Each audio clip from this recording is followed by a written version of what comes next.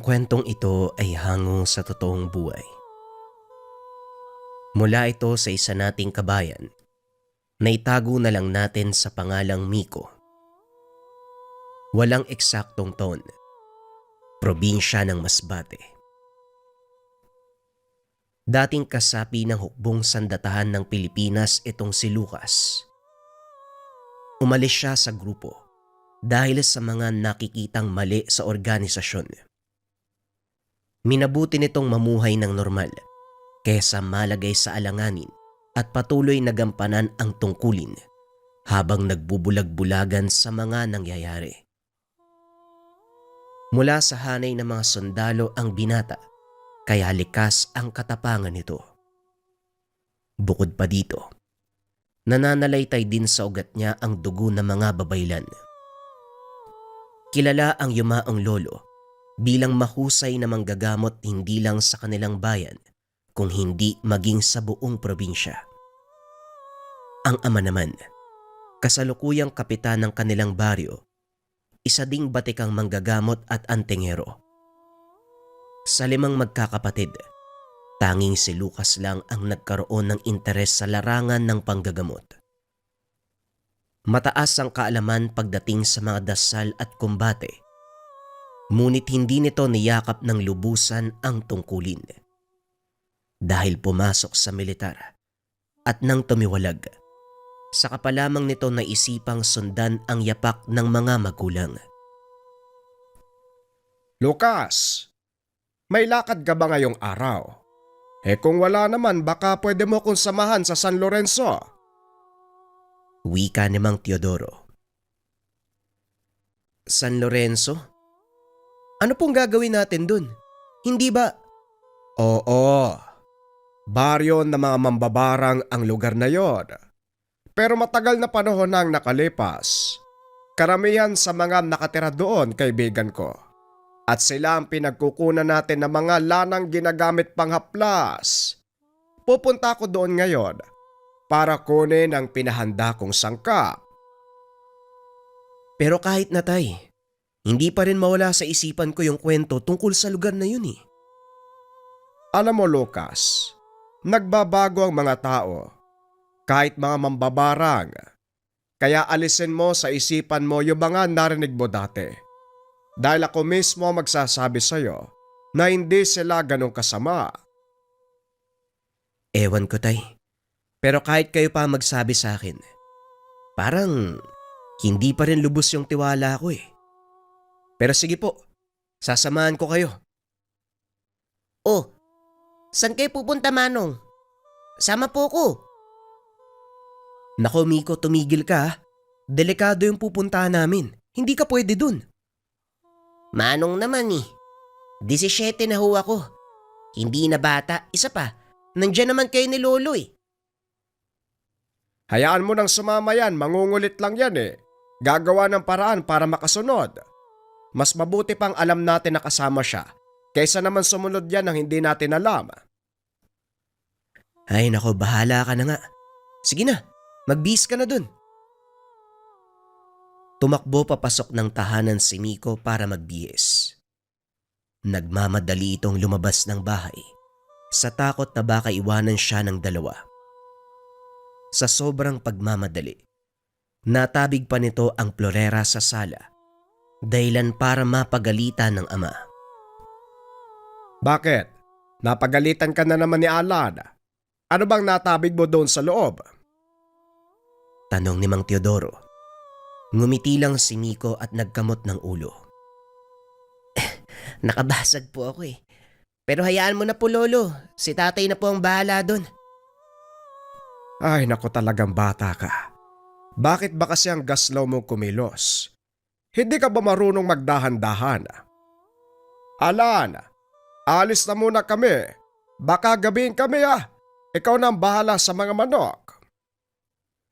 Opo, iwan nyo rin si Miko sa pupuntahan nyo. Pasaway na bata yan eh. Wika ni Alan.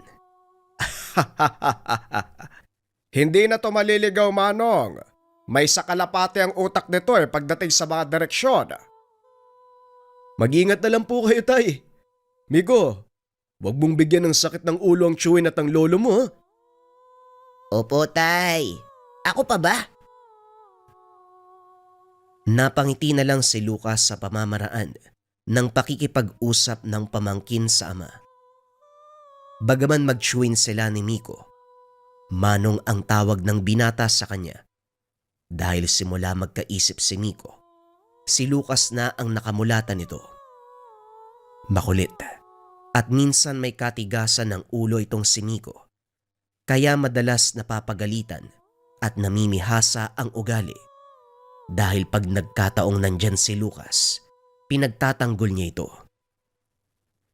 Habang naglalakad ang tatlo, walang tigil sa kakatanong si Miko. Ano po bang gagawin natin sa San Lorenzo, Lolo? Kukuha lang ako ng mga sangkap na gagawin kong panghaplas. Mabuti nga't sumama ka dahil marami ang dadali natin pa uwi. May mga nyog na walang mata pang kasama. Mga 10 peraso siguro. At dahil sumama ka, ikaw ang magdadala ng lahat ng yun. Walang problema yan, mas maganda nga yun eh. Para maging kagaya mong pangangatawan ko. Talaga lang ha? Tignan natin. Inabot ng kalahating oras ang paglalakad ng tatlo bago makarating sa bukana ng baryo San Lorenzo. Napatingala si Lucas sa mataas na poste sa magkabilang bahagi ng pasukan. Naroon pa rin ang mga bungo ng taong isinabit ng mga taga roon bilang babala sa mga mangangahas na gumawa ng hindi maganda sa lugar. 10 taon na ang nakalipas, puno ng karahasan ang baryo San Lorenzo dahil pinamumugaran ng malalakas na mambabarang mula sa isang kilalang tribo. Bawat dayong napapadpad sa lugar ay hindi nakakalabas ng buhay, kaya naman walang nagpupunta rito. Hanggang sa isang dayo ang maswerteng nakaligtas, nakahingi ng tulong sa malakas na manggagamot. Dahil sa kaganapang yun, nanghas ang manggagamot na pasukin ng lugar, hamunin ang kanilang pinuno sa isang labanan. Pinalad na manalo ang manggagamot at bilang pabuya, nagkaroon ng kasunduan sa pagitan nila na gagamitin lamang ang mga kakayahan sa mga dayo kung gagawa ang mga ito ng masama. Sumang-ayon ang tribo at simula noon, muling binuksan ang baryo. Unti-unti ring nakisalamuha ang mga taga doon sa ibang pamayanan hanggang sa tuluyang naging mapayapa ang paligid ng baryo. Simula noon, wala nang nabalita ang pinatay ang mga mambabarang. Balik tayo sa kwento. Hindi pa man nakakapasok sa mismong baryo, nakaramdam ng kakaibang kilabot si Lucas. Nakakabingi ang katahimikan sa lugar. Walang batang naglalaro sa lansangan. Iilan lang din ang makikitang nakaupo sa gilid ng kalsada. Pinagtitinginan sila ng mga tao habang naglalakad sa daanan. Karamihan sa mga ito ay matatanda. Unang beses ni Lucas na makapunta sa lugar, kaya sinabihan ito ni Mang Teodoro na huwag titignan sa mga mata ang mga tao. Huwag mong titignan sa mata ang mga taga rito, lalo na ang matatanda. Para sa kanila, walang respeto kapag ginawa mo ang bagay na yon. Opo, tatay. Narinig mo, Miko? Sundin mo yung sinabi ni tatay, ha? Opo, Manong. Nakayuko na nga lang ako. Maya-maya ay narating na nila ang tahanan ng kakilala ni Mang Teodoro. Natawa ito sa asal ng dalawang kasama ng matanda dahil kapwa nakayuko ang magtsuhin. Anong kalokohan yung sinabi mo sa mga kasama mo, Teodoro? Bakit hindi nila maiangat ang ulo? Wika ni Tatang Filipo. Tinakot ko kasi na huwag titignan sa mata ang mga taga rito dahil walang respeto kapag ginawa mo yon. Hoy, kayong dalawa, pwede na kayong mag-angat ng tingin.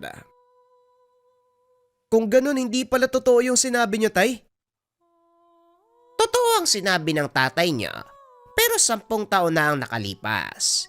Simula nang alisin namin ang ganong pag-uugali. Wala na yun ngayon. Kaya malaya kayong tumingin sa mata ng mga taga rito. Pero wag nyo nga lang tatagalan dahil talagang mababastos sila pag ganon. Nga pala, si Mang Pilipo, kaibigan kong mambabarang. Manong, ito naman ang bunso kong anak si Lucas at ang apo kong si Miko. Kayong dalawang bigay galang kayo. Nagunahan sa pagmano ang dalawa. Bagay na ikinatuwa ni Tatang Filipo. Gusto ko ang ugali ng mga batang to. Disiplinado. Sumusunod sa utos ng walang pag-aalinlangan. Kung hindi mo na itatanong, itong si Lucas ay dating militar, kaya nakasanayan niyang sumunod sa utos. Pero itong apo kong si Miko, hindi ko alam eh. Miko, huwag ka nga makulit habang nandito tayo kung ayaw mong mapahamak. Opo lolo, sige po. Maupo lang ako sa sulok habang inaantay kayo. Mabuti pa nga. Pero maiba ko, parang hindi ko na nakikita ang anak mong si Antonio. Bumaba sila ng bayan para ipagbili ang mga nakuwang ratan sa gubat. Maya-maya lang nandito na yon. Sandali lang, kukunin ko ang pinahanda niyong lana at baong libon. Pinagmamasdan ni Lucas ang matanda habang naglalakad palayo. Wala siyang nakikitang kakaiba. Parang normal na tao lang ito kung kumilos. Tay, parang wala namang kakaiba sa matandang yan ah.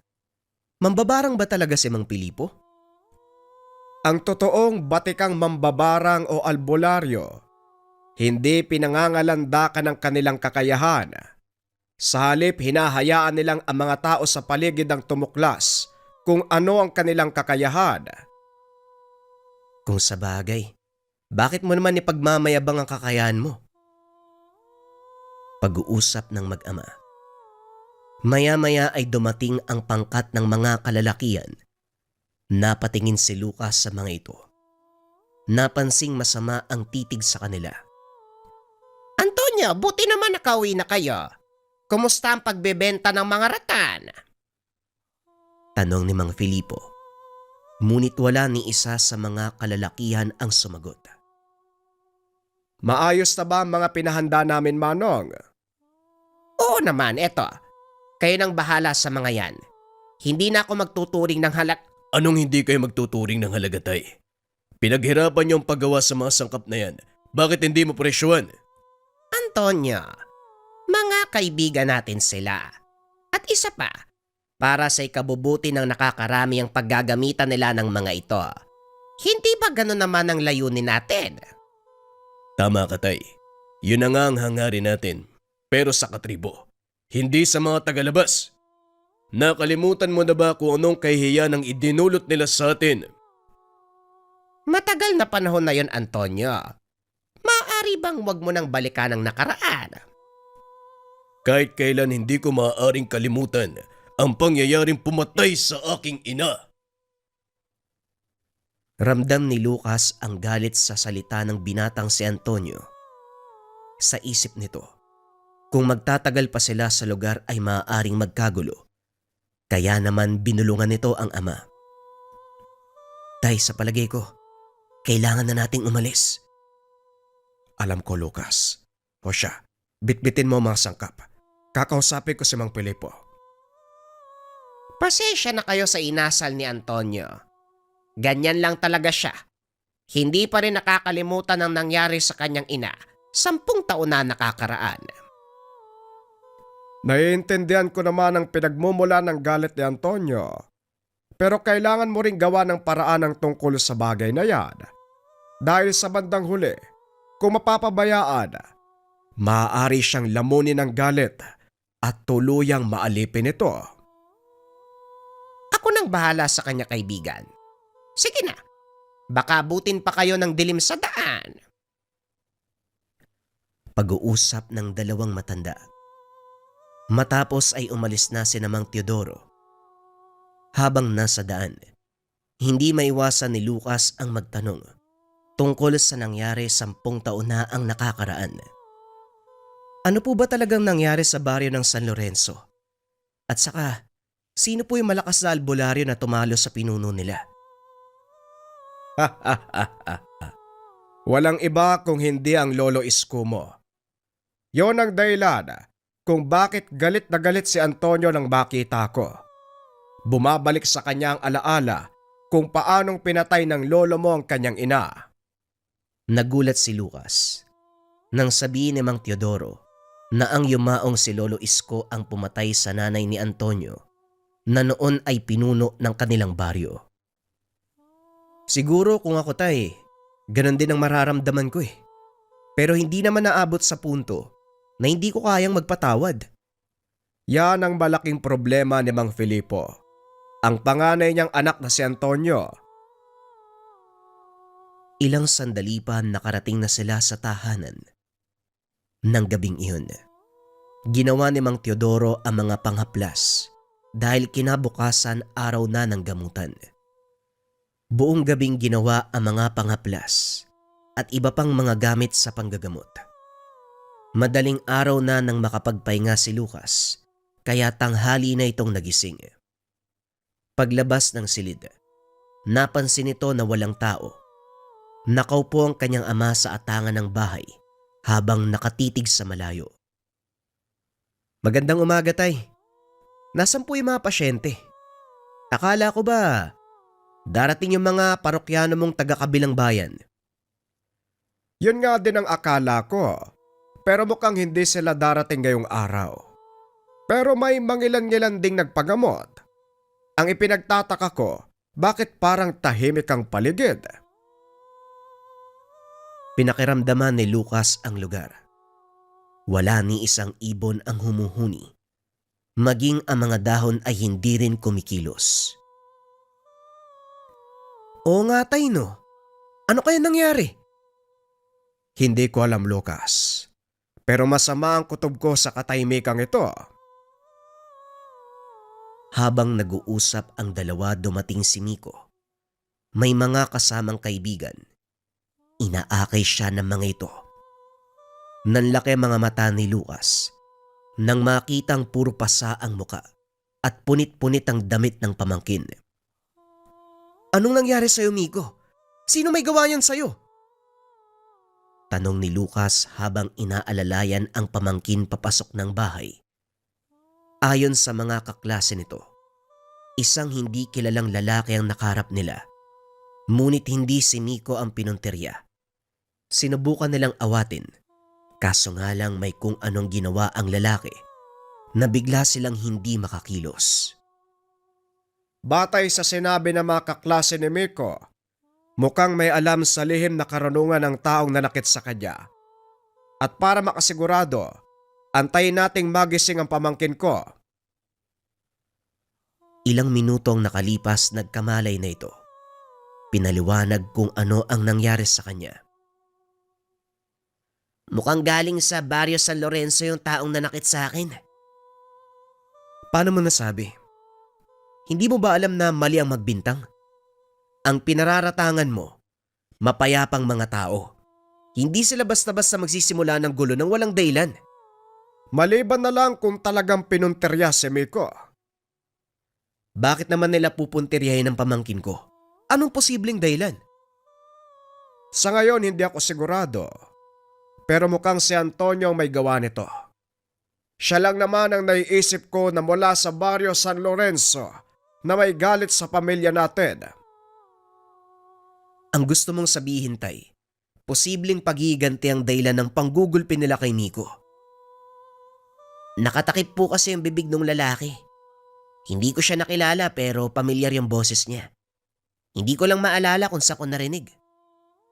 Anong sinabi niya sa'yo, Miko? Magsilbing mensahe daw yung ginawa niya sa akin para malaman na hindi pa tapos ang laban. Simula ngayon pagkatapos ng klase, diretso kang uwi ng bahay. Huwag ka nang sumama sa mga kaibigan mo dahil posibleng totoo nga ang sinasabi ng Lolo Teodoro mo. Matapos kausapin ng binata, iniwan nila ito para makapagpahinga. Pinuntahan ng dalawa ang isa pang kapatid ni Lucas, si Alan, upang ipagbigay alam ang nangyari at ang posibleng plano ng mga taga-baryo sa San Lorenzo. Alam kong darating ang panahon na to eh. Hindi magtatagal, isa sa kanila ang babali sa kasunduan.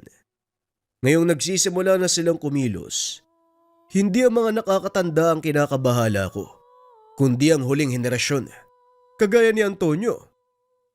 Hindi pa tayo nakakasiguro, Alan.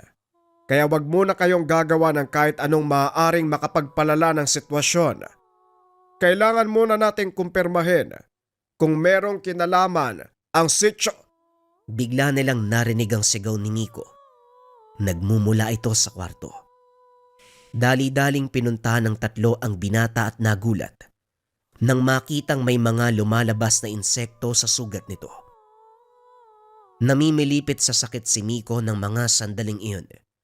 Hindi ito magawang lapitan ng kahit sino, maging si Mang Teodoro. Inaalingan ng binata kapag humahakbang sila papalapit. Ngayon tay, hindi pa rin ba malinaw sa inyo na mga taga San Lorenzo may gawa nito sa kanya? Lucas, maganda ka. Susugod tayo. Sila ang sumira ng kasunduan, kaya lahat ng karapatan ay nasa atin para gumanti. Pero Manong, hindi pa tayo sigurado kung sino sa kanila ang gumawa nito. Huwag ka muna magpadalos-dalos. Kung ayaw mo kong samahan, mag-isa akong lalakad. Tumigil ka, Alan. Hindi ito ang oras para pairalin ng galit. Maaari mo ikapahamak ang gagawin mo. Tay, anak ko ang pinag-uusapan dito. Tignan mo ang itsura ni Miko. Kung wala kayong gagawin, ako ang gagawa ng paraan para makaganti sa kanila. Sino ang gagantihan mo? Kilala mo ba kung sino may gawa? Wala na akong pakialam kung sino sa kanila. Kung kinakailangan kong ubusin ang lahat ng nakatira doon, gagawin ko. Kumalma ka, Alan. Ikakapahamak mo lang ang gagawin mo. Maaari pang madamay ang mga kaanak natin at ibang tao. Sa tingin mo, hindi gaganti ang mga taga San Lorenzo kung susugurin mo sila. Kaya nga hindi na dapat hayaan na magkaroon pa sila ng pagkakataon para gumanti. Wika ni Alan. Matapos ay dali-dali itong lumabas ng bahay. Hindi na ito hinabol ni Mang Teodoro. Sa halip ay pinagtuunan ng pansin si Miko. Lucas, kakailanganin ko ang tulong mo. Ikaw ang magsisilbing depensa ni Miko habang sinusubukan kong huliin kung sino man ang may gawa nito sa kanya. Maliwanag, tay. Ako na pong bahala. Nagsimulang balutin ni Lucas ng depensa ang buong silid. Nanatili ito sa labas ng tahanan upang magbantay. Naririnig nito ang sigaw ni Miko habang pilit na tinatanggal ni Mang Teodoro ang sumpang inilagay ng mambabarang. Inabot ng 6 na oras ang pakikipagkumbate sa espiritual. Matagumpay na natanggal ang sumpa sa katawan ng apo. Sa palagay ko, talagang babala ang ginawa nila kay Miko. Hudyat na nga ito ng panibagong sigalot sa pagitan natin, pati na rin sa mga mambabarang. Hindi natin sila mapipigilan sa gusto nilang mangyari. Anong nangyari sa kasunduan sa pagitan ni Lolo Isko at ng mga mambabarang? Hindi ba nila ginagalang yun? Batay sa narinig ko kay Antonio, nung pumunta tayo sa San Lorenzo, masasabi mo bang may pagpapahalaga sa kasunduan ng mga ninuno niya? Yan ang nga rin ang napansin ko. Maaaring siya nga may gawa nito kay Miko. Posible, pero sa ngayon wala na tayong dapat alalahanin. Dahil nasa mabuting kalagayan na si Miko. Hindi na siya maaabot ng kung sino mang nagbigay sa kanya ng sumpa. Kailangan na nating kumilos, tay. Tama si Manong Alan. Kung hindi natin sila uunahan, baka tayo pa ang mapahamak. Hindi karahasan ang sagot sa sigalot na ito. Bukas sa bukas, pupuntahan ko si Tatang Pilipo upang kausapin Sa ngayon magpahinga muna tayo. Napakahaba ng araw na ito. Maraming nangyari at siguradong mas marami pang mangyayari, kaya kailangang kondisyon ang isipan at katawan natin sa posibleng maganap. Wika ni Mang Teodoro habang nakaiga ang binata. Hindi nito maiwasang isipin ang panganib na posibleng lumantad. Bilang dating militar, isinaalang-alang ni Lucas ang kaligtasan ng nakararami. Kinabukasan paggising nito, si Miko kagad ang pumasok sa isipan. Dali-daling lumabas ang binata sa silid. Nakahinga ng maluwag nang makitang nasa mabuting kalagayan ang pamangkin. Mabuti naman at maayos na ang pakiramdam mo. Kumusta? Ganun pala yung pakiramdam ng mabarang. Pakiramdam ko parang hinuhukay yung kalamnan habang nakabitin ng patiwarik sa madilim na kwarto. Wala akong makita. Mabuti na nga lang at naagapan ni Tatay Lucas. Kung hindi, baka wala ka na. Sabihin mo nga sa akin kung paanong nangyaring nakasagupa mo yung taong yun. Wala naman po, Manong. Nakaupo lang kami na mga kasama ko tapos dumating yung lalaki. Nakatakip yung mukha niya kaya hindi ko nakita. May hinala kami kung sino may gawa nito sa'yo. Yon ang kukumpirmay namin ni Tatay ngayong araw. Kaya ikaw, dumito ka muna. Hindi ba ako pwedeng sumama sa inyo, Manong? Makakatulong naman ako eh. Kapag narinig ko yung boses ng lalaki, siguradong makikilala ko siya. Delikado ang gagawin namin, Miko. Ayoko malagay ka sa alanganin pa. Teka, ang tatay mo ba nakabalik na? Hindi ko pa nga po siya nakikita simula kahapon eh. Saan ba nagpunta si tatay? Hindi na sumagot si Lucas.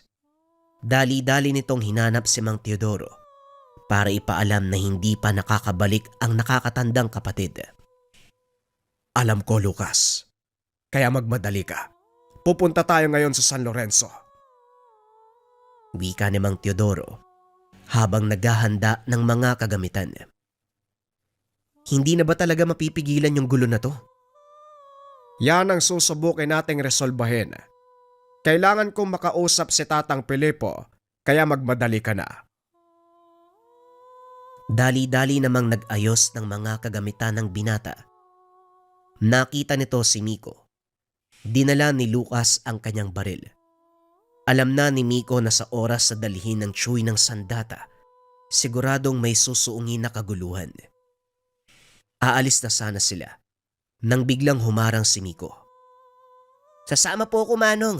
Nag-aalala ko kay tatay. Napag-usapan na natin to, Miko. Magpaiwan ka lang at kami nang bahala sa tatay mo. Hindi, Lucas. Hayaan mo siyang sumama. Mas makakabuting naroon siya para malaman natin kung sino ba ang nanakit sa kanya. Pero delikado, tay. Hindi natin alam kung ano mangyayari. Wala ka bang tiwala sa akin? Hindi naman sa ganun, tay. Talagang natatakot lang ako. Ako ang bahala. Siguro naman walang mangyayaring masama sa atin doon. Isa pa, makikipag-usap lang naman tayo sa mga taga-baryo. Walang nagawa si Lucas kung hindi pumayag. Habang nasa daan, panay ang bigay nito ng panuto sa pamangkin. Naninibago ako sa'yo, Manong. Dati naman hindi ka ganyan. Iba ang sitwasyon natin ngayon, Miko. Mapanganib ang gagawin nating pakikipagharap sa mga taga San Lorenzo. At isa pa sa inaalala namin, maaaring nandun ang tatay mo. Hindi namin siya nagawang pigilan nang sumugod siya sa baryo San Lorenzo. Si tatay? Sumugod mag-isa? Tama ka. Hindi ko alam kung ano nangyari sa kanya simula nang umalis siya.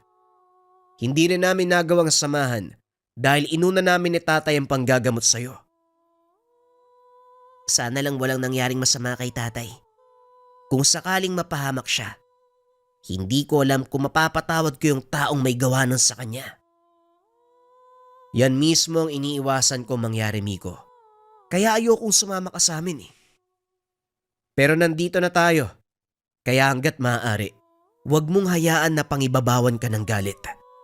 Manatili kang kalmado. Susubukan ko, Manong. Pero hindi ako mangangako. Pag-uusap ng magtsuhin. Hindi na sumagot pa si Mang Teodoro. Hinayaan na lang niya si Lucas ang kumausap kay Nico. Ilang sandali pa nakarating na sila sa baryo. Gaya pa rin noon, mangilan-ngilan lang ang taong naroon. Kaso nga lang halos masuka si Nico. Nang makarating sila sa bandang gitna ng baryo, nakita ng binata ang mga buho ng kawayan na nakatayo sa paligid. At sa itaas ng mga ito, kakaunti lamang ang nakita niya noon. Ngayon ay mas nadagdagan. Mas brutal ang itsura. Anong nangyari dito, Manong? Bakit mas dumami yung nakalagay dyan? Hindi ko rin alam, Miko. Ang mabuti pa huwag kang aalis sa likuran namin. Wika ni Lucas. Nagpatuloy sa paglalakad ang tatlo hanggang sa makita ng mga ito ang tahanan ni Tatang Filipo. Sira-sira ang pintuan at butas ang mga dingding. Parang dinaanan ng bagyo ang tahanan, maging ang mga gamit ay nagkalat. Anong nangyari dito, tatay? Sinong sumalakay sa kanila at saka... Bakit parang hindi naman halata sa bukana ng baryo na may nangyaring hindi maganda dito? Walang sumalakay sa kanila. Sa palagay ko mula sa loob ang may gawa nito. Bilisan niyo. Kailangan nating mahanap si Tatang Filipo. Nilibot ng tatlo ang paligid. Sinubukang makipag-usap ni Lucas sa mga taga roon. Kaso nga lang wala ni isa sa kanila ang gustong magsalita tungkol sa mga naganap. Habang patuloy na naglalakad, isang pamilyar na imahe ng lalaki ang nagpakita. Ito ay walang iba kung hindi si Antonio. Magandang araw sa inyo, Mang Teodoro. Maligayang pagbabalik sa bagong baryo ng San Lorenzo. Bagong baryo ng San Lorenzo. Anong ibig mong sabihin? Mahina ba ang utak mo? O sadyang hindi mo lang nauunawaan ang sinasabi ko? Tumingin ka sa paligid. Ang lahat ng nakikita mo ay bahagi ng malaking pagbabagong sinasabi ko. Ito na ang simula ng makabagong yugto. Anong ginawa mo sa mga tao? At nasaan si Tatang Filipo? Hindi pa ba malinaw sa'yo? Sinimulan ko na ang malaking pagbabago. Tinanggal ko ang mga hadlang sa plano, kasama na ang mga nakakatanda sa baryo. May ilang naiwan dahil pinili nila ang mas makatarungang pamumuno. Pinatay mo ang sarili mong ama at ang mga nakakatanda sa baryo. Ngayon sabihin mo sa akin kung paanong naging makatarungan ang ginawa mo. Malaking hadlang sa mga plano ko ang matandang yon. Naniniwala siya na magiging mapayapa ang lahat kung makikipagkasundo siya sa inyo. Kaso nga lang hindi yon ang nakikita ko. Sinasamantala niyong mga albularyo ang aming karunungan. Pero anong kapalit nun? Pangalipusta at mababang tingin ng mga tao. Nabubuang ka na nga. Wala ka sa katinuan mo, Antonio. Sabihin mo na ang lahat ng gusto mong sabihin sa akin, albularyo. Pero hindi nun mababago ang lahat. At nga pala, may matabang lalaki na sumugod dito eh. Kaya ito ang nangyari sa kanya. Wika ni Antonio. Sabay turo sa bangkay ni Alan at ng mga kasama nito. Dito na nanggigil ng gusto si Lucas. Walang pagdadalawang isip na sinugod si Antonio. Isang malakas sa suntok ang pinakawala ng binata, bagay na kinagulat ni Mang Teodoro. Ito ang unang pagkakataon. Nakita niya si Lucas na magalit. Ni minsan, hindi ito naging agresibo o anumang uri ng karahasan kahit pa nung nasa serbisyo ito. Nakakamangha ang lakas ng pangangatawan mo. Pero mukhang nakakalimutan mo yata na isang mambabarang ang kaharap mo. Wika ni Antonio. Napangiti si Lucas habang binubunot ang kanyang itak. Hindi ko nakakalimutan kung ano ka. At sa tingin mo, susugod ba ako sa lugar na to nang walang sapat na paghahanda? Masyado mo akong minaliit, Antonio. Tay, bilisan nyo. Ako nang bahala dito. Miko, narinig mo ang tsuhin mo kaya halika na. Tulungan mo kung dali ng bangkay ng tatay mo. Pasensya na, pero wala ni isa sa inyo makakalis ng buhay sa lugar na ito. Naglabasan mula sa mga bahay ang ilan sa mga kasama nito. Unti-unting pinalibutan ang tatlo. Mukhang maaantala ang pag-alis namin ni Lucas. Marami ang mga ito. Nakikita ko nga po, tay. Miko, huwag kayong lalayo sa amin ng lolo mo. Opo, Manong. Kinuha ni Lucas ang talandrong nakatago sa bulsa. Itinali ito sa braso ni Miko. Nang sa ganon, hindi to tabla ng anumang tigalpo na maaaring ibato na mga kalaban. Samantalang si Mang Teodoro, nag-usal ng mga dasal upang magkaroon ng poder at mapanghawakan niya ang lugar na iyon. Sadyang ang kakaiba ang kakayahan mo, tanda. Hindi ko lubos sa kalay na sa kabila ng iyong edad, meron ka pang tinatagong lakas. Wala sa edad ang lakas, Antonio. Sana man lang naisip mo ito. Kahit matanda na ang pangangatawan ko, nananatiling bata ang aking espiritual na lakas. Lucas, alam mo na ang gagawin. Isang mapamuksang dasal ang binitawan ni Lucas, dahilan para mawalan ng malay ang mga mas mahihinang mambabarang. Naiwan lang ang ilang may sapat na kakayahan na tagalan ang malakas na tigalpo na dulot ng dasal. Tignan mo mga kasama mo, Antonio. Sa palagay mo ba, kakayanin pa nila? Masyado kang mayabang. Hindi mo kilala kung sino ang kaharap mo. Mukhang ikaw ang nagkamali ng taong kinante, Miko. Sabihin mo sa akin, sino ba ang taong nanakit sa'yo? Sa kanya po yung boses na narinig ko. Hindi ako maaaring magkamali. Ganun ba? Mukhang nagkapatong-patong na ang kasalanan mo sa akin, Antonio. Ngayon hindi na kita hahayaang mabuhay. Naglakad ang binata palapit sa kinakatayuan ni Antonio. Hindi malaman ng kalaban kung ano ang gagawin. Hindi na ito makagalaw sa sobrang lakas ng binibitawang tigalpo ni Lucas. Gayunpaman, sinikap ni Antonio na panglabanan ang atake ng binata, kaso nga lang wala itong nagawa. Nabitawan niya ang hawak na tungkod at unti-unting napaluhod. Mukhang hindi patas ang ganitong laban. Pagbibigyan kita ng mano-mano. Laking gulat ni Mang Teodoro nang biglang kalasin ni Lucas ang tigalpo. Anong ginagawa mo, Lucas? Nababaliw ka na ba? Pagkakataon mo na natapusin ang laban, bakit mo siya pinakawalan? Huwag kang mag-alala, tay, dahil alam kong ginagawa ko. Gusto kong ipalasap sa kanya ang unti-unting pagkaupos. Tumayo ka, Antonio. Patunayan mo na isa kang lalaki. Tumayo si Antonio at sinugod si Lucas.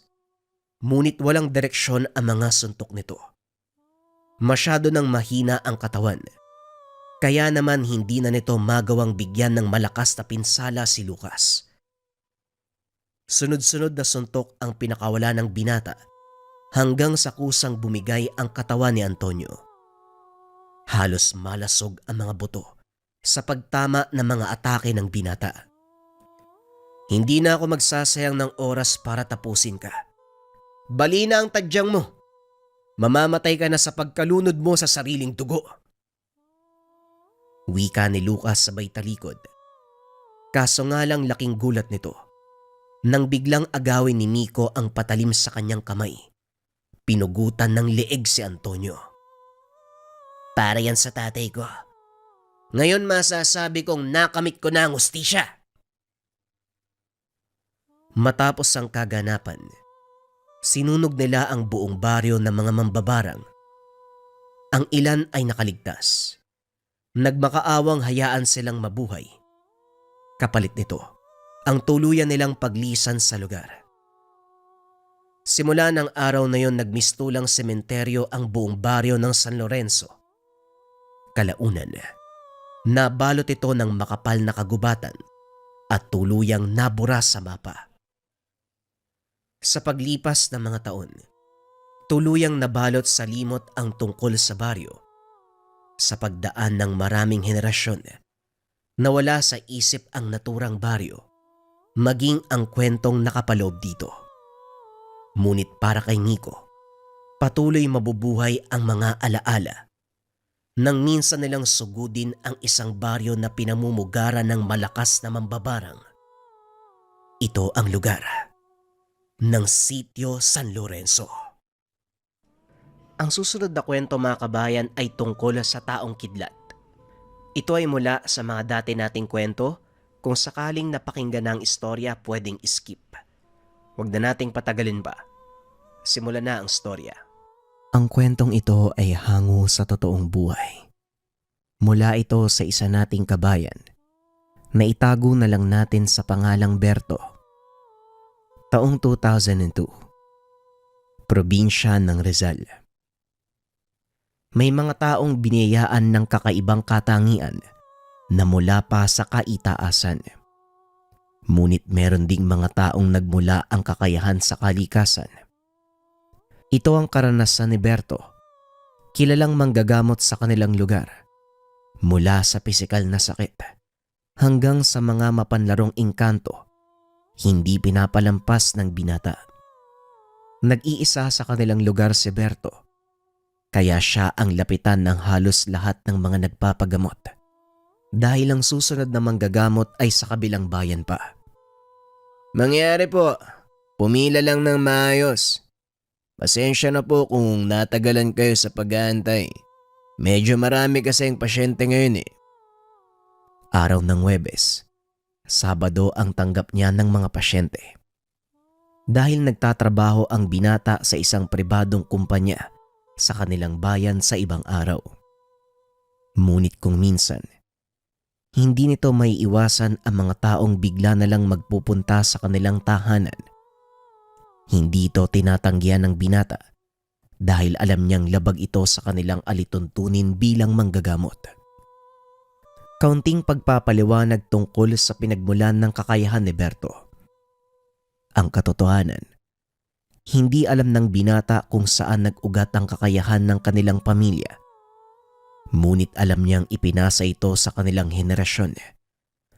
Siya ang naging tagapagmana ng kanyang lolo Fernan dahil nasa 3 henerasyon ang binata.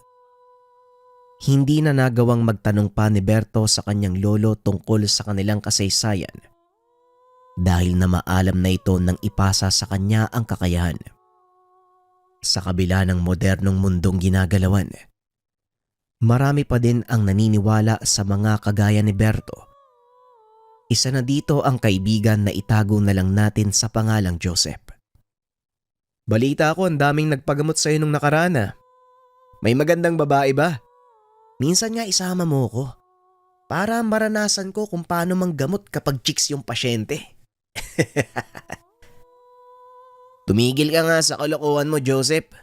Bukas manggagamot ako. Kung gusto mo, pumunta ka sa bahay. Kinabukasan dumating nga ang kaibigan nito. Hindi para manood, kundi bilang pasyente. Hoy Bert, hindi ko inaakalang magiging pasyente mo ako. O bakit ba? Anong nangyari sa'yo? Kasi nung maghiwalay tayo kahapon, biglang sumama yung pakiramdam ko eh. Tapos kaninang umaga, halos hindi ako makabangon. Nagpatid na nga lang ako sa pinsan ko eh. Tignan mo na lang ako pare. Maupo ka dyan. Sandali lang at kukuha ako ng mga gamit ha. Talagang ikaw ang nauna sa lata. Matapos kumuha ng mga kagamitan, sinimulan nito ang paggamot sa kaibigan. Laking gulat ni Joseph dahil kakaiba ang pamamaraan ng panggagamot ni Berto. Bakit parang nakakaramdam ako ng kuryente pare? Yan ang pamamaraan ng panggagamot na minana ko pa sa lolo ko. Gumagamit kami ng mahinang kuryente para tukuyin at gamutin ang mga karamdaman ng pasyente namin. Kagaya nga ng sayo, itigil mo na ang pag-inom. Yan ang pinagmula ng sakit mo, yung sobrang pag-inom ng alak. Paano mo nagagawa yan pare? Kakaiba yung pamamaraan mo ah. Saan ba nanggagaling yung kuryente? Hindi to sinagot ni Berto. Sa kadahilan ng maraming pasyente ang nakapila sa labas ng tahanan. Sa susunod ko na sasagutin yung tanong mo. Marami kasing nakapila oh.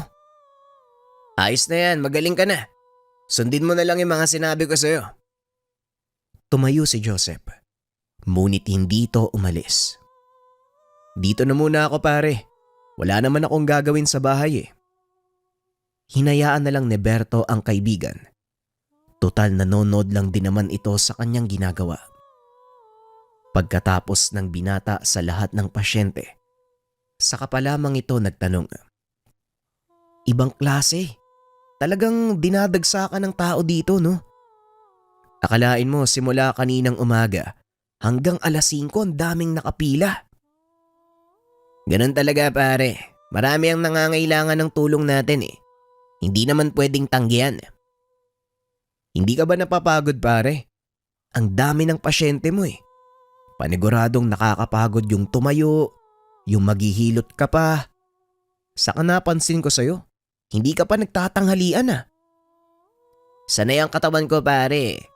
Sa umaga kakain lang ng agahan tapos yung sunod na kain ko hapunan na. Talagang sanayan lang yan.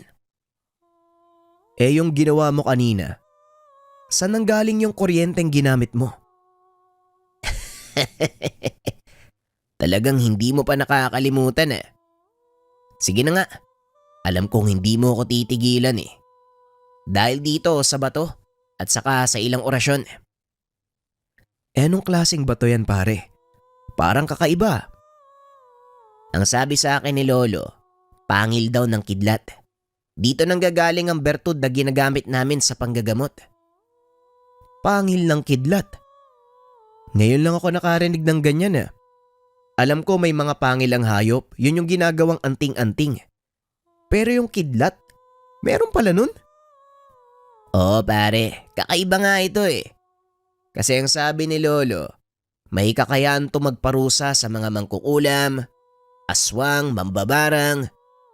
Hindi lang ako sigurado kasi hindi ko pa naman nasusubukan. Di ba kilalang manggagamot yung lolo mo? Malamang nasubukan niya na yan kaya nasabi niya sa'yo. Ang kwento kasi sa akin ni tatay nun, talagang habulin ng mga aswang at ibang elemento ang nanay ko. Kaya palagi nakabantay sa kanila si Lolo Fernan. Lalo na nung ipinagbubuntis pa lang ako ni nanay. Sabi ni Lolo, ilang beses siyang nakipagto sa aswang nung gabing pinapanganak ako. We, totoo ba yan pare? Yan ang kwento ng tatay ko sa akin. Sabi pa nga niya, ito din daw yung gamit ni Lolo para palayasin yung aswang na yun. Ayos naman pala yung pangil ng kidlat mo eh. Pwede palang gamiting armas yan. Nahinto ang mga ito. Biglang pumasok ng tahanan ang ama ni Berto. Tama ka. Pwedeng gawing sandata ang pangil ng kidlat. Pero hindi pwedeng gamitin sa walang katuturang bagay. Magandang gabi po, Mang Boyong. Paano namang ginagawang sandata ni Mang Fernan itong pangil ng kidlat? Ang totoo, hindi ko alam kung anong nangyari. Basta nakita ko lang, isang puting liwanag na parang ahas ang lumabas sa kamay ni tatay nung nakikipaglaban siya sa aswang. Maging si Berto ay naging interesado sa kwento ng ama. Ang alam nito, ginagamit ang mutya ng pangil ng kidlat para makapanggamot. Hindi po naituro sa akin ni Lolo Fernan ang lahat ng tungkol sa mutya. Yung pamamaraan lang sa panggagamot yung nasabi niya eh. Pero hindi ang paraan para gamitin sa pakikipaglaban. Sinadya ng lolo mong wag ituro ang bagay na yon dahil hindi naman kailangan. Sa panahon ngayon, bihira na ang pag-atake ng mga aswang. Mas gugustuhin na lang nilang manahimik kaysa makigulo sa mga tao. Kung sa bagay, tama nga po kayo. Simula nang manggamot ako, 5 taon na ang nakakalipas. Ni minsan hindi ako nagkaroon ng inkwentro sa mga aswang. Puro panglalaro ng engkanto o hindi kaya naman pisikal na sakit ang ginagamot ko. Mas mabuti ng ganon, Berto. O siya, nakapagsaing na ako. Tara sa kusina nang makapaghapunan. Ikaw, Joseph, dito ka na kumain. Matapos kumain, hinatid ni Berto ang kaibigan sa sakayan ng tricycle papunta sa kanilang bayan. Dumiretso ka na lang uwi Huwag nang dumaan dyan sa mga kaibigan mo sa kanto. Konti na lang mabubutas na yung bituka mo Oo pare, huwag kang mag-alala. Hindi na muna ako iinom, magpapahinga ako. Sige kita na lang tayo bukas sa trabaho. Pag-alis ng sinasakyang tricycle ay umuwi na din si Berto. Malapit lang sa kanilang tahanan ang paradahan. Pero kailangan mong dumaan sa isang kawayanan bago makarating sa lugar. Habang naglalakad, nakaramdam ng kuryente ang binata mula sa mutya ng kidlat. Naroon ito sa kanyang bulsa. Nanayo din ang buhok nito sa batok. Kaya biglang napahinto ang binata upang magmasid sa paligid. Hinawakan ng binata ang mutya. Alam ni Berto na may kung anong nilalang ang nagmamasid sa kanya sa paligid. Kung sino ka man, kung naririnig mo man ako, lumabas ka at sabihin mo sa akin kung ano ang sadya mo. Ngunit walang sumasagot. Wala ring nagpakita. Kaya nagpatuloy lang ito sa paglalakad. Nasa kalagitnaan na ito ng kawayanan nang biglang magduktong ang dalawang dulo ng mga kawayan mula sa magkabilang bahagi ng daan. Hindi alam ni Berto kung ano ang kakarapin niya ng mga oras na yun. Pero malinaw sa binata na hindi maganda ang intensyon ng kung anong nilalang na nakamasid sa kanya. Nanatiling nakatayo ang binata sa gitna ng daan. Ilang minuto pa. Walang nagpakita. Magpapatuloy na sana ito sa paglalakad nang biglang may kung anong lumabas mula sa kawayanan. Pagapang itong naglakad papunta kay Berto, bahagyang napatras ang binata. Akmang tatakbo na sana ito nang biglang maramdaman ang pag-init ng hawak niyang pangil ng kidlat. Huminto ang binata upang pagmasdan ng nilalang. Nakita niya itong nakatuwad sa gitna ng daan. Maliwanag ang buwan ng mga oras na yon. Kaya kita ni Berto ang figura ng isang taong may mahabang buhok. Humahangos ito na tila gutom na gutom. Sinubukang kausapin ng binata ang nilalang, ngunit hindi ito sumasagot sa kanya. Kung ano man ang intensyon mo, huwag mo nang ituloy. Siguradong mapapahama ka lang. Marahang nag-angat ng ulo ang nilalang. Hanggang sa tumambad sa binata ang nagliliwanag nitong mga mata. Dito niya napagtanto na ang karap, isang uri ng aswang. Walang yan naman Kanina lang napapag-usapan ka namin. Tapos ngayon nagpakita ka talaga. Narinig mo ba yung sinabi ng tatay ko kanina? Umangil lang malakas ang nilalang. Bigla itong tumalon papunta sa binata. Sa takot ni Berto ay napasigaw ito. Nagtakip na lamang ng mata. Walang ano-ano. Biglang sumigaw ang nilalang. Nabalot ang paligid ng matapang na amoy ng asupre at nasusunog na karne. Dahan-dahang iminulat ni Berto ang mga mata. Laking gulat nang makita ang malaahas na puting liwanag. Nagpapaikot-ikot sa kanyang katawan. Ibinaling nito ang tingin sa aswang. Nakitang natutupok ito sa gilid ng daan. Kaya naman pala hindi tinuro sa akin ni Lolo kung paano kang papalabasin. Kusa ka palang darating sa oras ng panganib. Salamat kaibigan. Matapos ay naglaho ang puting ahas na tila pumasok sa hawak niyang mutya. Dali-daling umuwi ang binata upang ikwento sa ama ang nangyari. Ngunit bago pa man ito magsimula, inunahan na siya ni Mang Boyong. Ang lakas ng kidlat kanina. Mukhang dun sa kawayan tumama. Nakita mo din ba?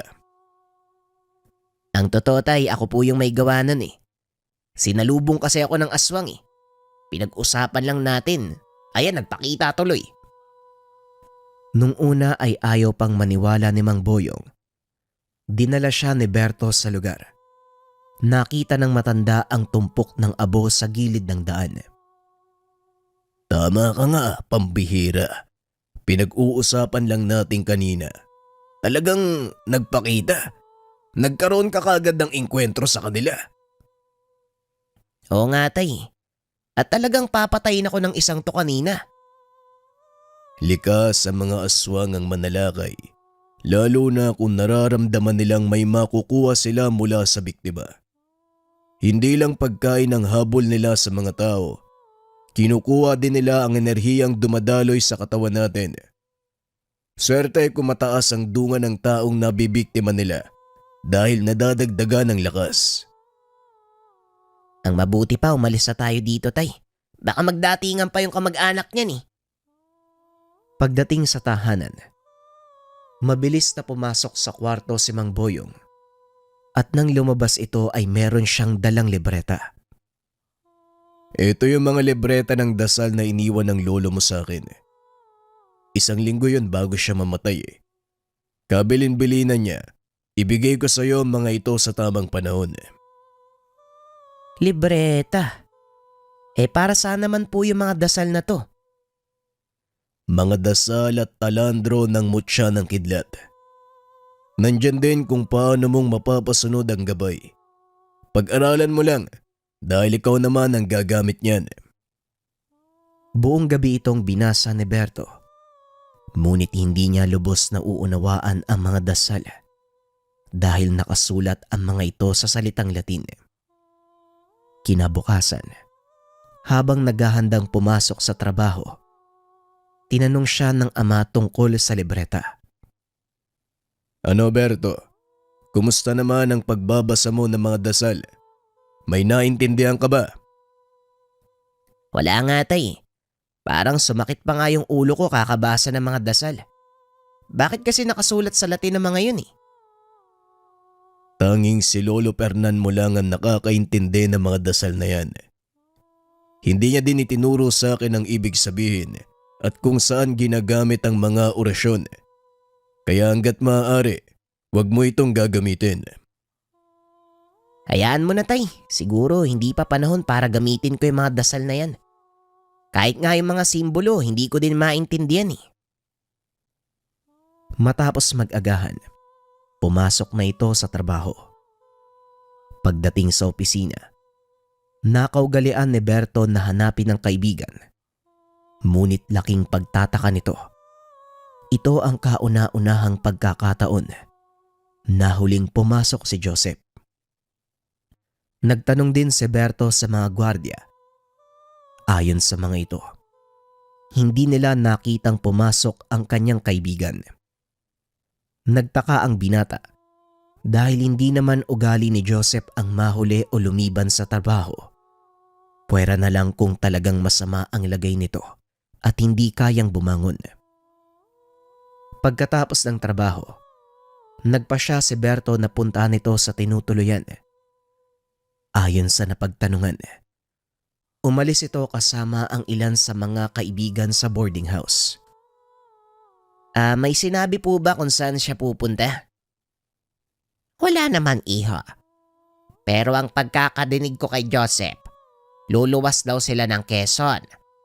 Nagtataka nga ako dahil hindi kanya kasama eh. Wala ba siyang nabanggit saya? Na ang pangalan ay Aling Maming. Wala po eh, may pasok po kasi kami ngayon. At sa Webes pa ang susunod na day off. Kaya imposibleng a-absent yun para gumala. Nga pala iho, pansin ko din na parang may iba sa kilos ng kaibigan mo nung mga nakaraang araw. Palaging tulala, parang may malalim na iniisip. Teka, hindi naman ganun yung kilos niya nung nakaraang araw. Dumalaw kasi siya sa bahay para magpatingin sa akin. Ano kayang nangyayari sa taong to ngayon? Matapos makipag-usap kay Aling Maming, nagpaalam na ito na uuwi muna. Habang nag-aabang ng masasakyan, napansin nito si Joseph na naglalakad kasama ang ilang kalalakian. Balisa ang kaibigan. Panay ang lingon sa paligid na tila may kung anong kinakatakutan. Nabalot ng kuryosidad si Berto kaya sinundan niya ang mga ito. Nagpatuloy sa paglalakad ang pangkat hanggang sa marating nila ang mataong lansangan ng bayan. Biglang nawala sa paningin ng binata ang kaibigan at mga kasama nito. Naloko na. Saan kaya nagpunta ang mga yun? Naglakad ito patungo sa maraming tao hanggang sa marating ng binata ang isang maliit na eskinita. Wala nang lagusan sa lugar na yun, kaya bumalik na lang ito. Ngunit nang papalis na ay napansin ng binata ang panyo ng kaibigan. Dali-dali niya itong dinampot at sa tapat ng panyo, nakita niyang nakabukas ang pintuan ng isang gusali. Sa isip ng binata may ginagawa na namang kalokohan ng kaibigan, kaya pinasok niya ang pintuan upang sunduin ito. Nang makarating sa loob ng gusali si Berto, naramdaman nito ang biglang pag-init ng mutya. Alam niya na nasa panganib siya ng mga oras na yon, kaya maingat siyang naglakad. Hindi kalayuan, naririnig ng binata ang tawanan ng ilang kalalakian. Kasunod nito ang boses ni Joseph na parabang nagmamakaawa. Sinundan ni Berto ang ingay. Nakita nito ang kaibigang nakaluhod sa sahig habang pinapaikutan ng mga kalalakian. Parang awa nyo na. Kunin nyo na ang lahat ng gamit ko. Pati yung pera ko, huwag nyo lang ako papatayin. May nanay at tatay akong umaasa sa akin. Pasensya na pero hindi pera ang kailangan namin sa'yo, kundi ang kaluluwa mo. Hindi ba napangako mo yan sa amin? Dindo, hindi naman kayo nagtagumpay sa pinapagawa ko eh. Hanggang ngayon, buhay pa rin yung taong lumapastangan sa kapatid ko. Hindi namin problema kung nabuhay siya. Sumunod kami sa kontrata. Kaya sana, ikaw din tuparin mo ang pinangako mo. Tugon ng lalaking nagngangalang Dindo. Sa pagkakataong iyon lumabas sa pinagtataguan si Berto. Kinumpronta ang mga kalalakian. Wala kang ibibigay na kahit ano sa mga yan, Joseph. Tumayo ka dyan at lumapit ka dito. O ikaw, sino ka? Paano ka nakapasok sa lugar na to? Hindi na mahalaga kung paano ako nakapasok sa lugar na to. Pakawalan mo ang kaibigan ko kung ayaw niyong masaktan. Tinawanan siya ng grupo. Masaktan. May sira ba yung utak mo? Kilala mo ba kung sinong kausap mo? Wala akong pakialam sa'yo. Pakawalan mo ang kaibigan ko. Pangalawang babala to kung ayaw mong mapahamak. Wala kang alam. Walang alam yung isang to, no, kung sino yung binabangga niya. Joseph, bakit hindi mo sabihin sa kanya kung sino ako? Hindi ka na dapat pumunta dito, Berto eh. Hindi mo sila kakayanin. Mula sila sa angkan ng malalakas na mangkukulam. Umalis ka na pare, kaya ko na to. Mas lalo mo akong binigyan ng dahilan para manatili dito. Uulitin ko sa ikatlong pagkakataon. Pakawalan mo ang kaibigan ko kung ayaw niyong mapahamak. Napansin ni Dindo ang pagkislap ng kamao ng binata. Unti-unti itong nagliliwanag hanggang sa mamuo sa kamao ang malaahas na puting liwanag. Kaya naman pala, isa ka palang Bertudes. Kaya ang lakas ng loob mong sugurin ako sa aking teritoryo. Sabay senya sa kanyang mga kasama. Sumugod ang mga ito. Mabilis na inilapat ni Berto ang kanyang kamay sa sahig. Kumalat sa paligid ang malakas sa boltahe ng kuryente, dahilan para manginig ang mga kasamahan ni Dindo. Kinuha ni Joseph ang pagkakataong iyon para tumakbo papunta sa likuran ng kaibigan. Salamat pare ah. Kung di ka dumating dito malamang patay na ako eh. Mamaya na tayo mag-usap. Marami kang dapat ipaliwanag sa akin. Muling ibinaling ang tingin sa kalaban. Walang iya ka. Anong ginawa mo sa mga kasama ko? Nakikita mo naman siguro kung ano yung nasa kamay ko, di ba? Ngayon kung ayaw mong matulad sa kanila, umalis ka na.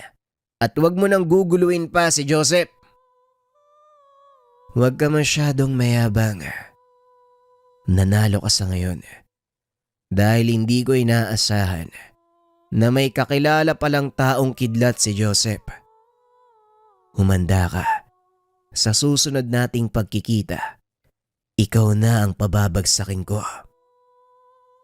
Mabilis itong tumakbo palabas sa lugar. Ikaw naman, sumama ka sa akin sa bahay. Ipaliwanag mo ang lahat ng to. Aray ko, pare masakit. Oo na, sasama na ako. Pagdating sa tahanan ni Berto, pinaliwanag nito ang nangyari.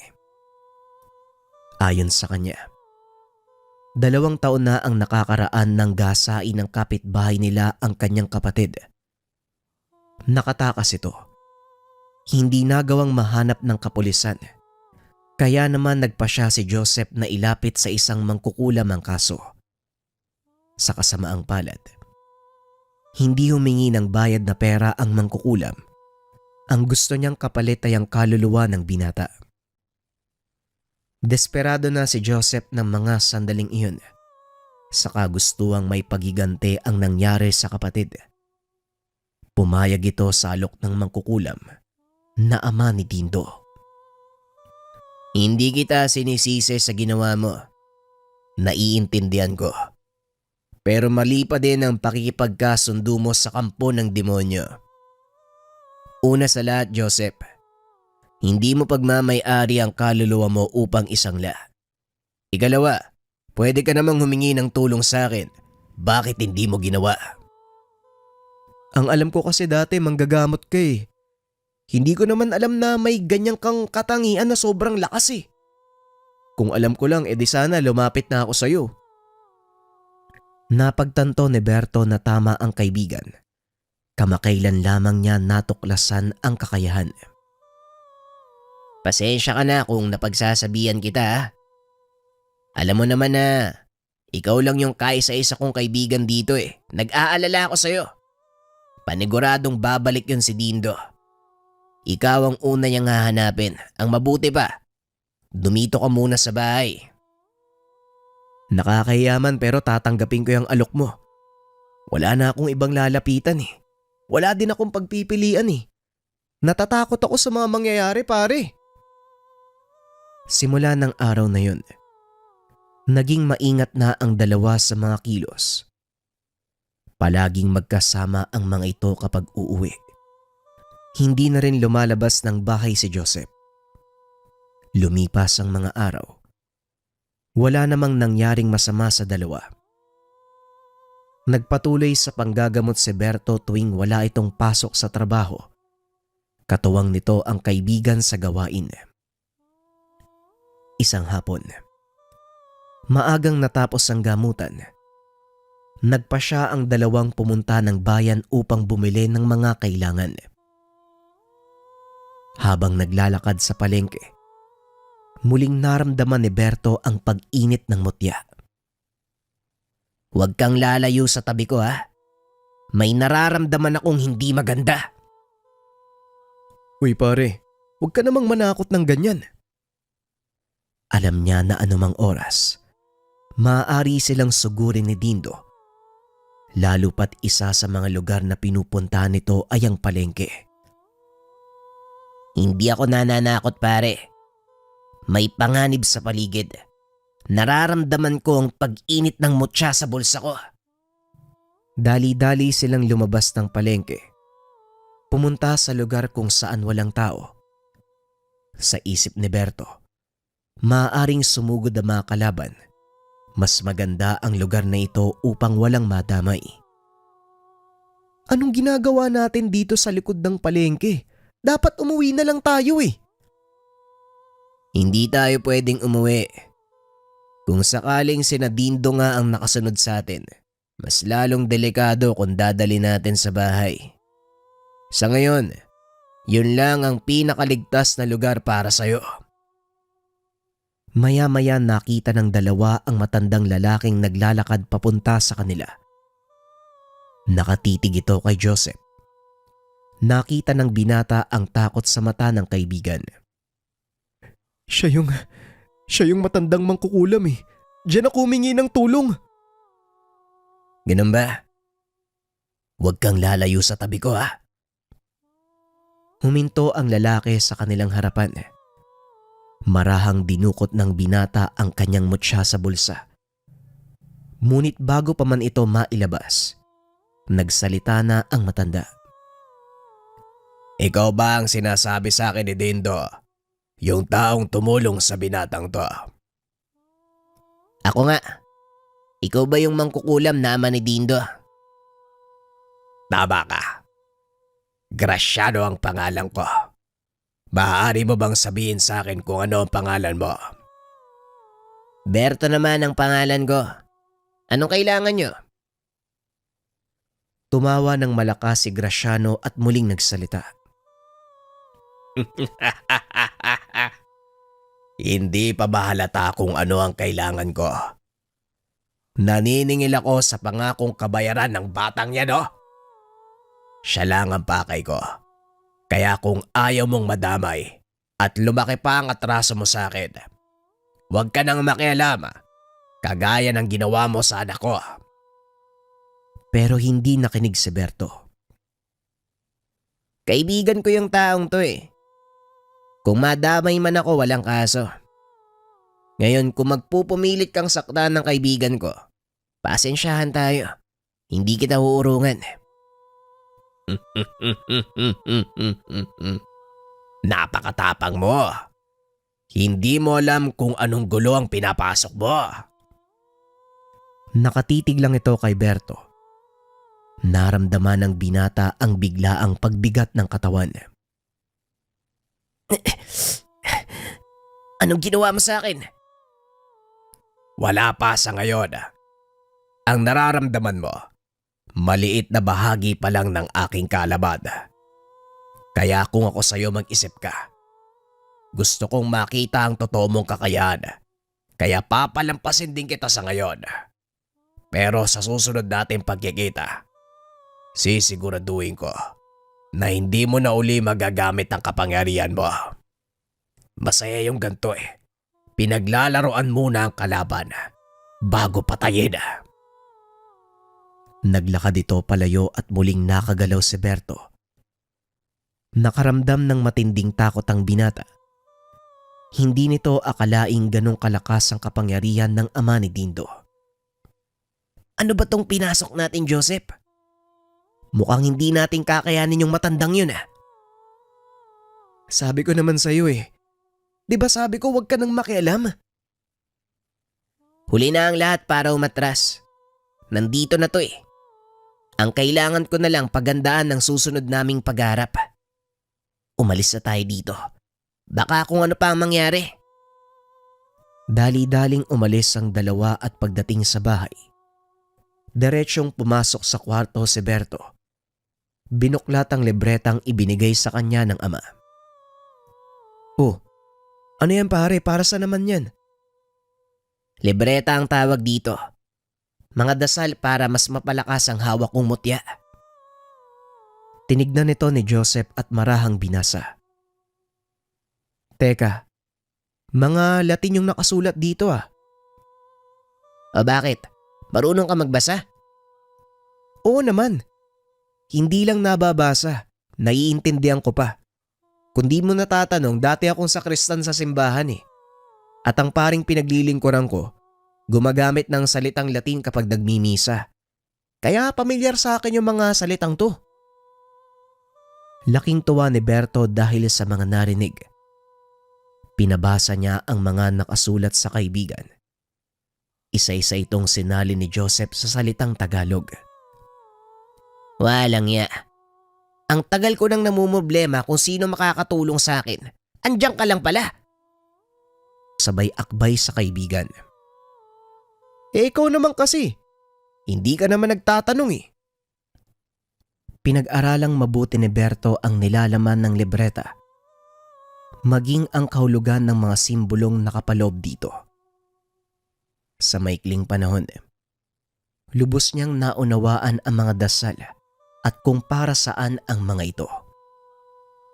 Ngayon, hindi na ako natatakot na harapin si Graciano o Dindo.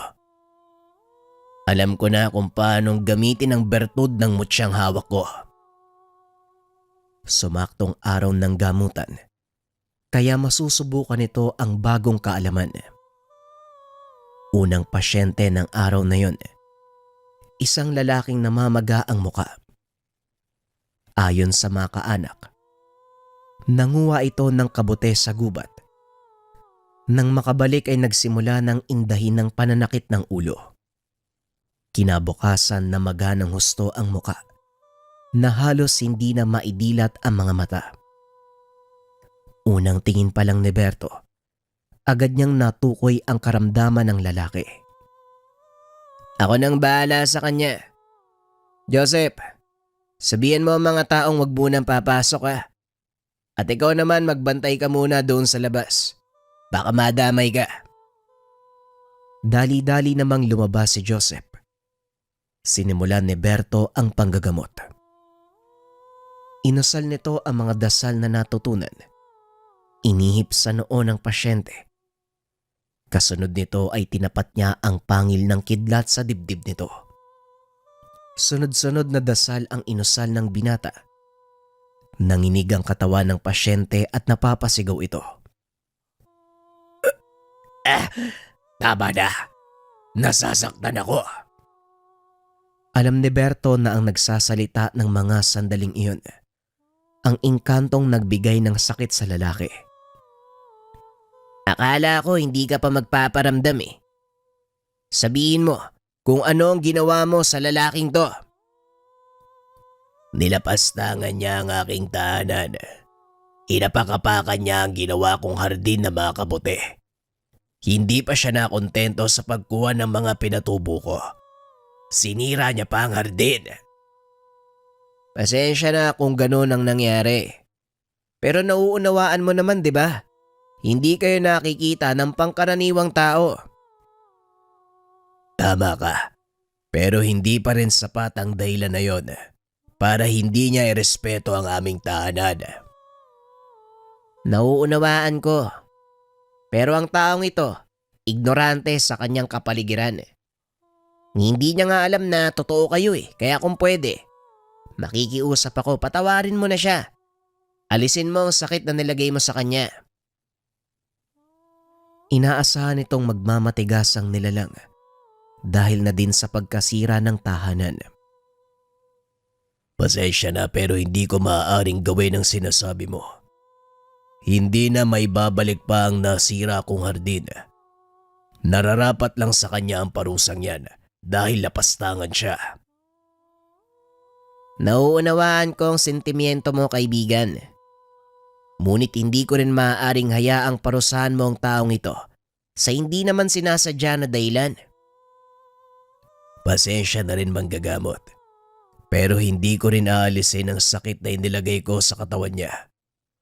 Unti-unti siyang mamamatay dahil yon ang nararapat na parusa para sa kanya.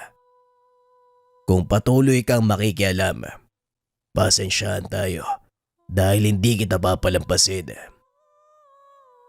Kung ganon, wala na akong pagpipilian. Huwag mo lang sanang pagsisihan ng desisyon mo. Nakiusap ako ng maayos sa'yo, pero hindi mo ako pinakinggan. Muli itong nag-usal ng dasal sa kanyang palad. Iniip ito sa katawan ng pasyente sabay hawak sa kamay nito. Muling nanginig ang katawan ng lalaki na para bang kinukuryente, habang sumisigaw naman ang nakasanib na nilalang. Wala pa rin itong balak na sumuko, kaya napilitan si Berto na patayin ito. Wala ka pa ring balak sumuko Pwes pasensyahan tayo. Dahil dito ko natatapusin ang buhay mo. Teka, sandali lang, sumusuko na ako. Aalisin ko na ang sakit at papagalingin ko na ang kanya muka. Huwag mo lang akong patayin, taong kidlat. Tugon ng nakasanib habang ang pasyente naman tila may kung anong hinuhugot mula sa mukha nito. Natanggal ko na ang lahat ng nilagay ko. Pakawalan mo na ako. Alam ko yung ugali niyong mga itim na engkanto Mapagiganti kayo, kaya pasensya na. Hindi kita maaaring pakawalan. Sabay dikit ng mutya ng kidlat sa katawan ng pasyente. Nanginig ito. Ilang segundo ang nakalipas ay muli itong nawalan ng malay. Kitang-kita ng mga kaanak ang unti-unting pagnipis ng namamagang mukha ng pasyente. Maayos na siya. Maaari na kayong umuwi. Magkakamalayan mamaya. Laking pasasalamat ng mga kaanak nito sa kanya.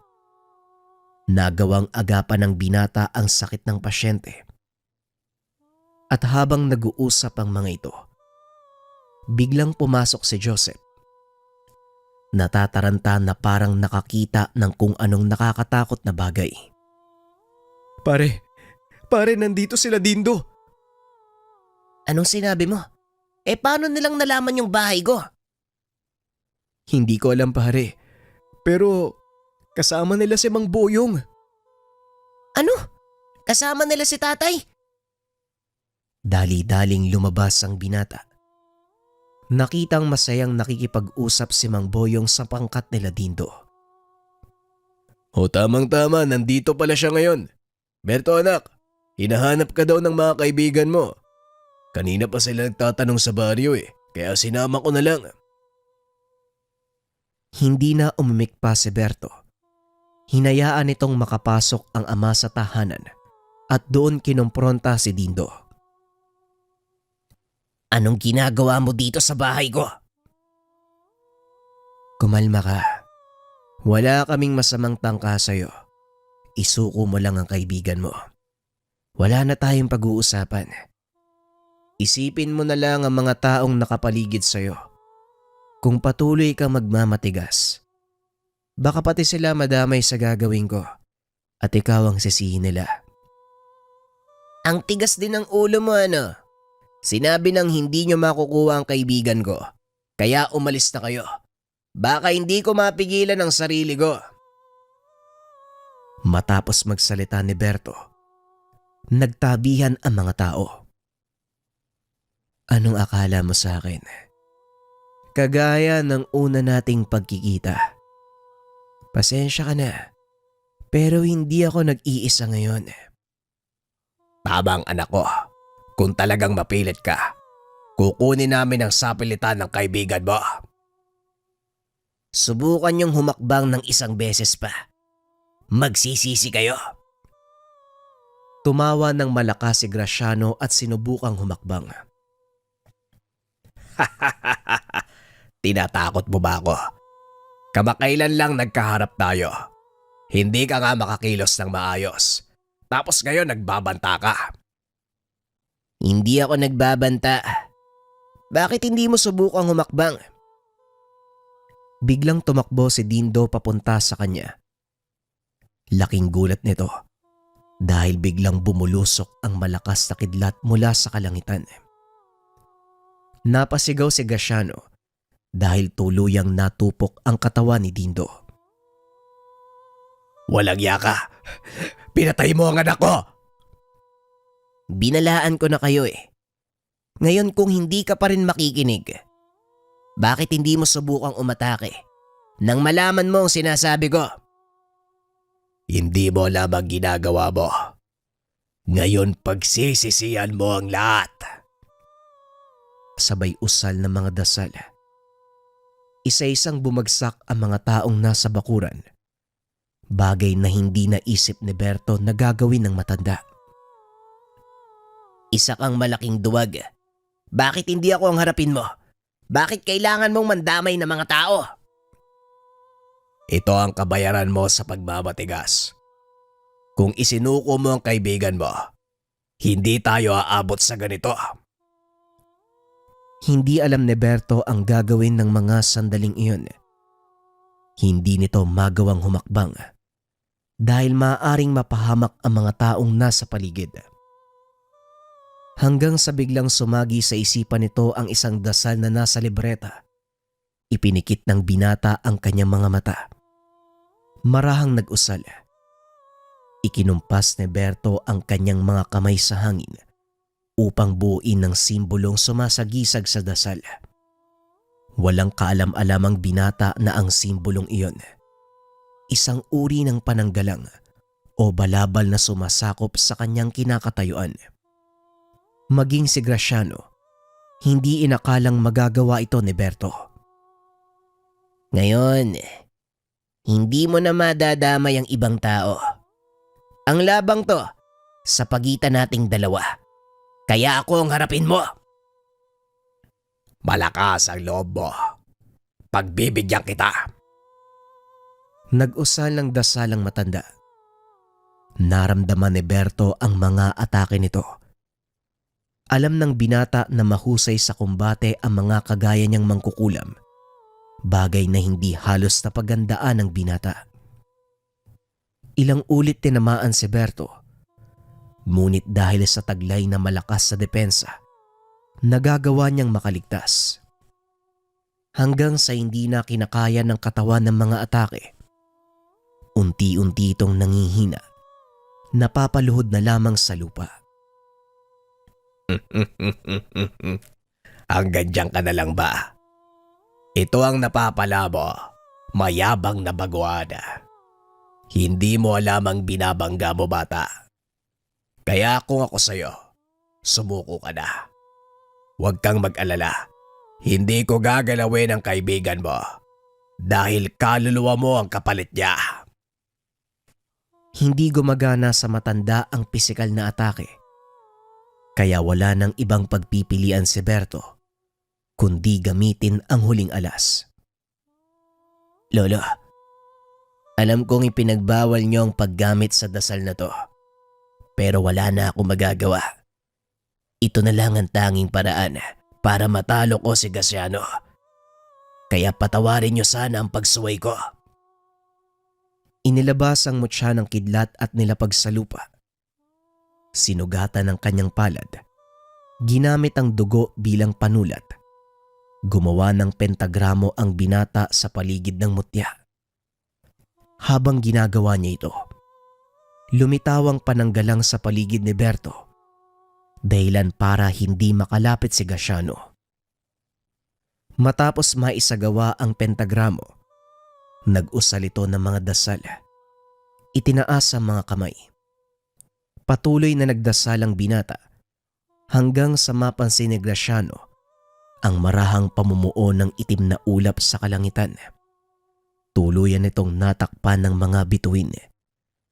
Kumislap ang matatalas na kidlat mula sa ulap. Dahan-dahan namang nagliwanag ang paligid ni Berto, partikular sa lugar kung saan nakaguhit ang pentagramo. Nang idilat nito ang mga mata, nakita ng binata ang puting ahas, paikot-ikot sa kanyang katawan. Itinutok nito ang kanyang kamay kay Graciano. Pasensyahan tayo, Graciano. Pero katapusan mo na. Pinakawalan ang napakalakas na kidlat mula sa 4 na direksyon. Ilang segundo lang ay naging abo ang katawan ni Graciano. Hindi makapaniwala ang binata na ganon kalakas ang orasyon. Napagtanto niya kung bakit ito pinagbawal ni Lolo Fernan. Dahan-dahang tumayo ang binata. Nilapitan ang mga taong nawalan ng malay. Mabuti na lang wala sa mga ito ang namatay. Laking pasasalamat ng binata. Nabura ang alaala ng mga ito. Berto, ayos ka lang ba? Tara, dun tayo sa loob ng bahay. Ayos lang ako, pare. Tulungan niyo na lang ni tatay ang mga tao. Naupo ito sa isang sulok habang binabalikan ang mga pangyayari. Napapangiti na lang ito. Kinausap sa isipan si Lolo Fernan. Mahusay, Berto. Nagawa mong gamitin ang orasyon na matagal ko nang pinag-aaralan. Isa sa mga dahilan kung bakit ipinagbawal ko itong gamitin, bukod sa napakalakas nito, mapaminsala. Hindi ko pa nagagamay ang saklaw ng kapangyarihan ng 4 na haligi ng kidlat. Narinig niya ang boses ng matanda sa isipan. Kayo ba talaga yan, Lolo Fernan? Baka naman pinaglalaroan lang ako ng isipan ko. Ako ito, Apo. Masaya ako't nagtagumpay ka sa pagsasanay mo. Ngayon panatag na ako makakatawid sa kabilang buhay. Dahil alam kong nasa kamay ng tamang tao ang aking mutya. Ingatan mo ito. Gamitin sa mabuting gawain. Napangiti si Berto sa mga sinabi ni Lolo Fernan. Matapos ang pakikipag-usap, nawalan ng malay ang binata.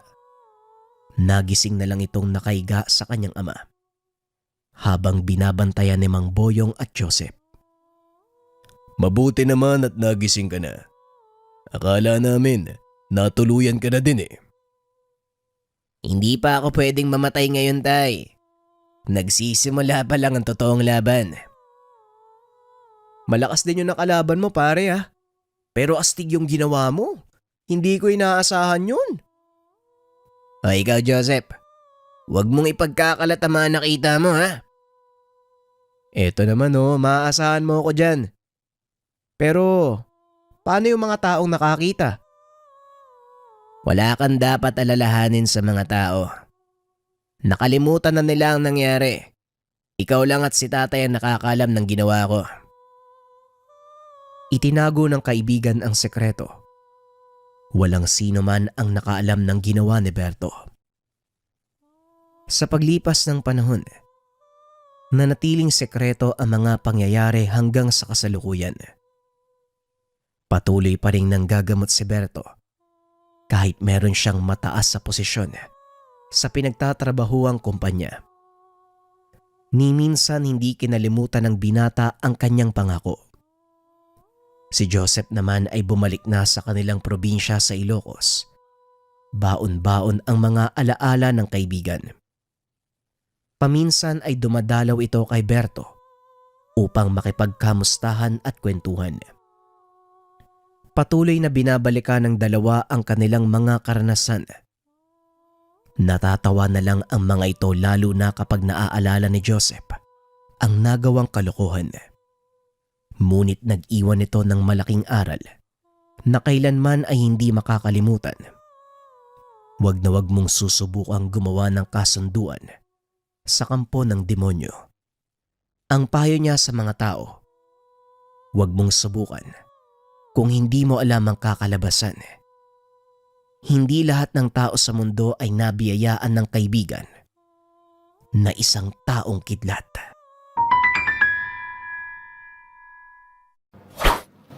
Kaluban de Pampaamo. Para sa mga nasa toxic environment dyan, yung lagi napapag-initan, laging galit yung mga tao na nasa paligid mo, subukan mo tong Kaluban de Pampaamo. Ayan. Meron itong mga sangkap sa loob, mga kabayan. Itong kaluban, gawa ito ng mga katutubo sa Negros. Yung mga pangkalikasang sangkap, naroon sa loob. Again, pampaamo to, mga kabayan.